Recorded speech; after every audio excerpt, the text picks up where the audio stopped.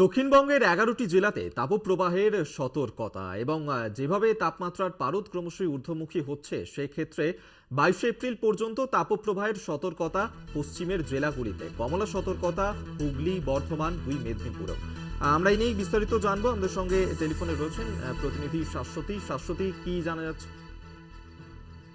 আবহাওয়া দপ্তরের তরফ থেকে জানানো হয়েছে যে দক্ষিণবঙ্গের প্রত্যেকটি জেলাতেই তাপপ্রবাহ বজায় থাকবে এবং কলকাতা সহ পশ্চিমের জেলাগুলোতেও কিন্তু তাপমাত্রা ইতিমধ্যেই 40 ডিগ্রি অতিক্রম করেছে এবং সেটি আরো বেশ কিছুটা বাড়ার সম্ভাবনা রয়েছে।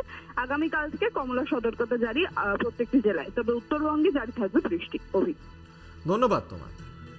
শাশ্বতী রায় টেলিফোনে ছিলেন। আপনাদেরকে আরেকবার জানিয়ে রাখবো, দক্ষিণবঙ্গের ১১টি জেলায় কমলা সতর্কতা জারি, হুগলি, বর্ধমান, দুই মেদিনীপুরে হলুদ সতর্কতা জারি করা হয়েছে। কলকাতায় সর্বোচ্চ তাপমাত্রা ৩৯.৪ ডিগ্রি সেলসিয়াস। কলকাতার তাপমাত্রা স্বাভাবিকের থাকে ৪ ডিগ্রি বেশি।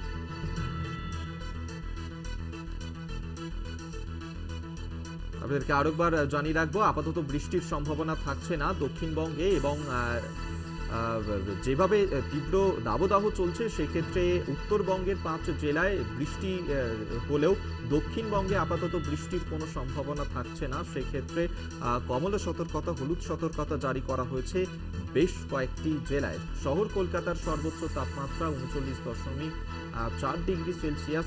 কলকাতার তাপমাত্রা স্বাভাবিকের থেকে ৪ ডিগ্রি বেশি।